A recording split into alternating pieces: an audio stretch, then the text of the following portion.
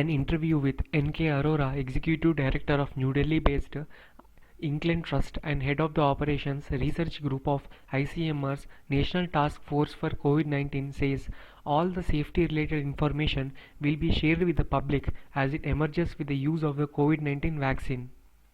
Regulators Regulators not taking any shortcuts in ensuring safety of vaccines. Adverse event surveillance mechanisms is being set up in health facilities across the country, says the head of ICMR's National Task Force Group.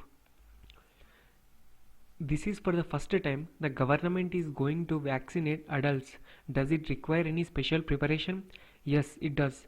India has an existing vaccine safety surveillance mechanism called AEFI, Adverse Events Following Immunization Surveillance.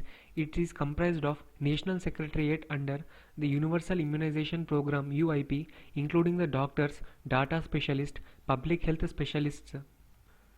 Vaccine Safety Surveillance Network extends up to every district where a panel of doctors and health workers monitor events of concern after getting any vaccine after getting any vaccine, investigate and report to the state and at national level.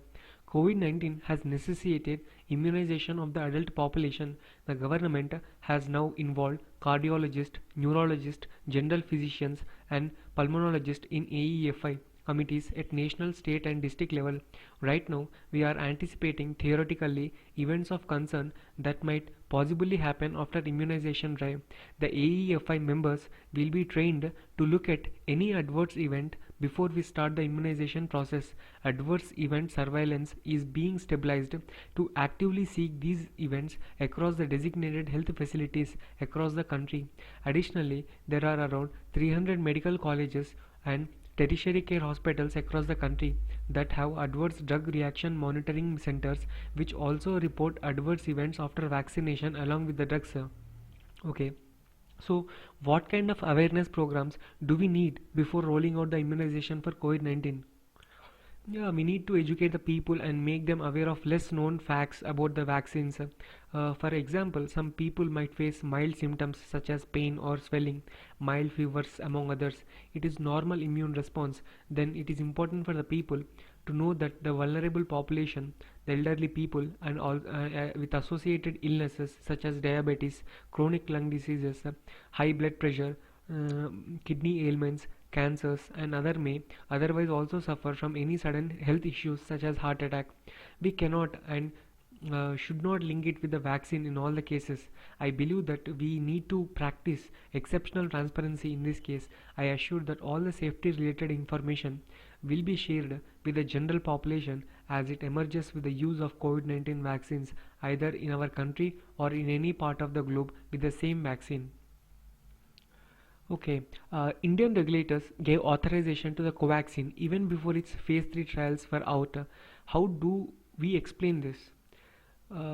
We are passing through troubled times actually. COVID-19 has caused a social disruption, economic downturn, and significant number of deaths. To control this pandemic, the society as well as the system may have to take steps which may also be termed as drastic. Both preclinical and clinical data, complete data for phase 1 and phase 2, and partial data for phase 3 of Covaxin have been thoroughly scrutinized by the regulators. This data shows that vaccine is safe and includes a robust antibody response. However, to what extent the vaccine will protect the recipients from getting the disease is not known yet. Therefore, the regulators have allowed its use in trial mode. Okay, so what does the trial mode mean for a vaccine recipient? See, the way we do in a clinical trial phase, first the recipient will be asked to be given a written consent, then he or she will undergo some blood tests before and after taking the vaccine.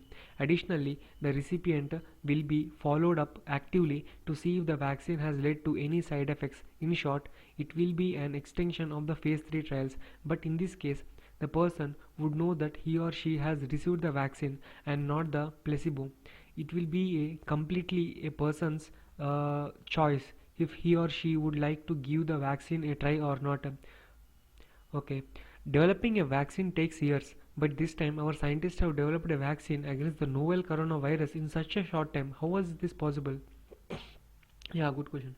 Developing a vaccine generally involves a years of research. First, we need a vaccine candidate that is evaluated in animals for its safety and efficacy. After a vaccine candidate passes a preclinical trial, it enters the clinical trial phase. While the scientists have worked round the clock in the laboratory, even the regulatory approvals, which used to take several months, have been pretty quick. It helped to eliminate all the time lapses between the preclinical and clinical trial stages. Earlier, the vaccine development involved a series of steps, but in the case of the coronavirus vaccine, the scientists and the regulators worked in tandem, accelerating the whole process without compromises or any protocols and any step. Okay. So what is your opinion on the safety and efficacy of the vaccine? To ensure that a vaccine is safe, we need to try it on a large number of people. The vaccine developers have not reduced the sample size at any stage, say any stage of clinical trials. Rather, it was a bigger than what we usually test on a vaccine on. When a vaccine is tested, most of the adverse event or unwanted effects, if any, occur in the first 4 to 6 weeks of its administration. In order to ensure that it is safe, we keep a close watch for the first 2 to 3 months on the people it has been given to. This data helps us to decide if a vaccine is safe or not. All the concerned in line of vaccine development, testing and evaluation have followed these procedures. In the bottom, in the both Indian vaccines are considered safe on this yardstick.